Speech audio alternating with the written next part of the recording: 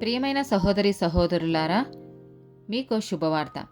2025 సంవత్సరంలో మొత్తం 365 అంశాలను మీతో పంచుకోబోతున్నాము.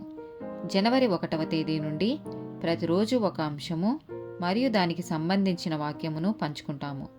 దయచేసి ఆ వాక్యములను వినండి, ధ్యానించండి మరియు ఆశీర్వదించబడండి. దయచేసి సబ్స్క్రైబ్ చేయండి మరియు మీ స్నేహితులతో పంచుకోండి. ధన్యవాదాలు.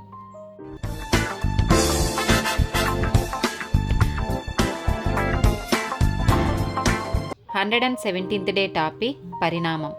కీర్తనల గ్రంథము 14వ అధ్యాయము 1వ వచనము. దేవుడు లేడని బుద్ధిహీనులు తమ హృదయంలో అనుకొందురు. వారు చెడిపోయిన వారు అసహ్య కార్యములు చెయ్యుదురు.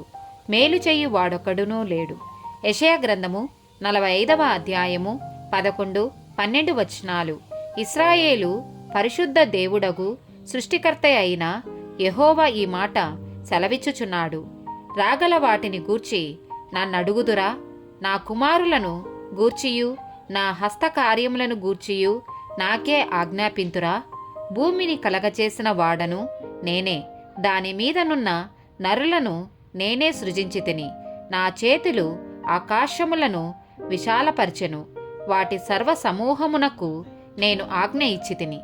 హెబ్రీలకు రాసిన పత్రిక 3వ అధ్యాయము 3వ వచనము. ప్రతి ఇల్లును ఎవడైనా ఒకని చేత కట్టబడును, సమస్తమును కట్టినవాడు దేవుడే. ఆమేన్.